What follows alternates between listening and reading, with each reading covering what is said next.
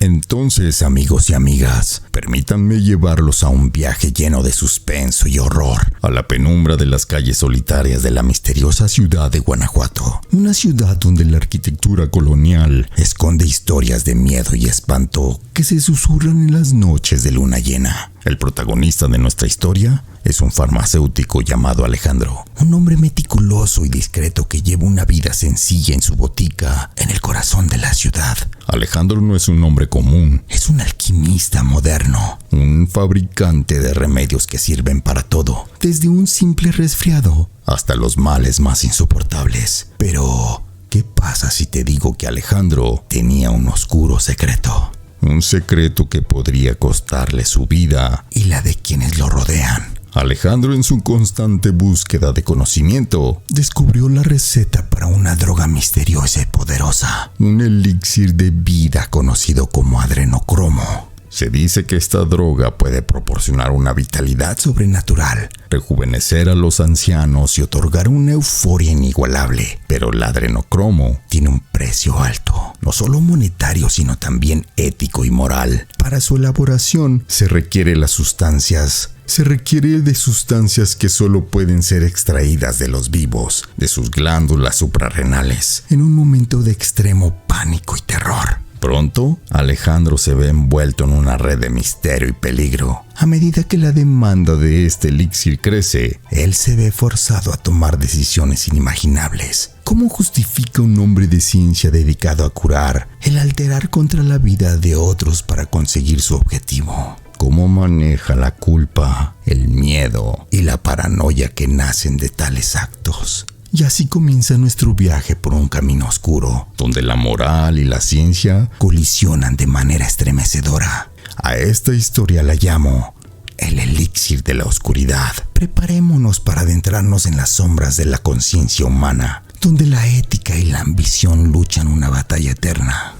Día tras día, Alejandro veía cómo su mundo se desmoronaba. La botica, que una vez fue un lugar de sanación y consuelo, se había convertido en la guarida de un monstruo. Cada frasco de adrenocromo que Alejandro preparaba lo alejaba más de la humanidad y lo acercaba a un abismo de locura y desesperación. Los primeros en desaparecer fueron los indigentes y los solitarios, aquellos que la sociedad había olvidado. Las calles de Guanajuato se volvían cada vez más desoladas y silenciosas. Los rumores de desapariciones comenzaron a circular y pronto el miedo se apoderó de la ciudad. En el clímax de esta oscura historia, Alejandro se encuentra en su laboratorio en la madrugada, preparando otra dosis de adrenocromo, cuando escucha un ruido detrás de él. Se gira y se encuentra cara a cara con un hombre enorme, con ojos inyectados en sangre y una sonrisa cruel. El hombre es un poderoso narcotraficante conocido como el Diablo.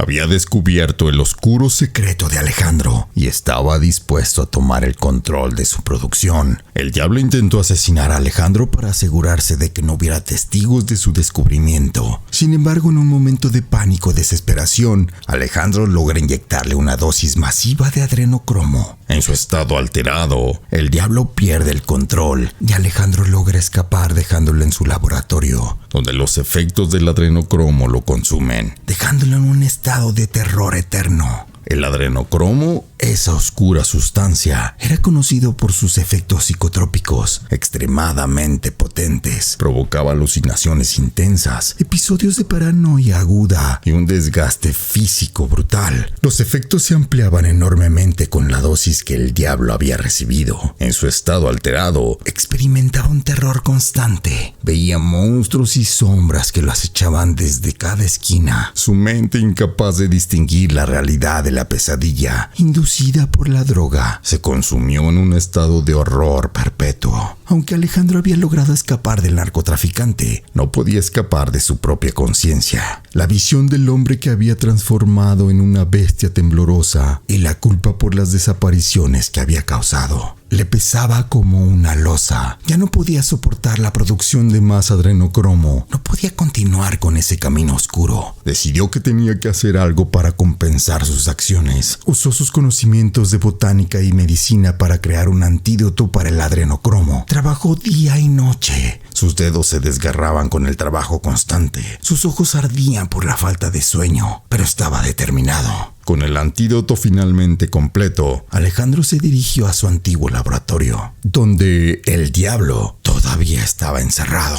atrapado en su eterno delirio. Logró administrar el antídoto, pero no sin antes enfrentarse al narcotraficante en su estado psicótico. Fue una lucha de vida o muerte, pero finalmente logró inyectar el antídoto y huyó del lugar. El narcotraficante, aunque libre de los efectos del adrenocromo, quedó marcado por la experiencia. Su imperio se desmoronó y terminó por convertirse en un vagabundo, murmurando siempre sobre los terrores que había visto. Por su parte, Alejandro abandonó su camino oscuro y dedicó el resto de sus días a reparar el daño que había causado. Pasó años buscando a los familiares de los desaparecidos, intentando ofrecerles algún tipo de cierre. Nunca regresó a la botica, ni volvió a producir adrenocromo.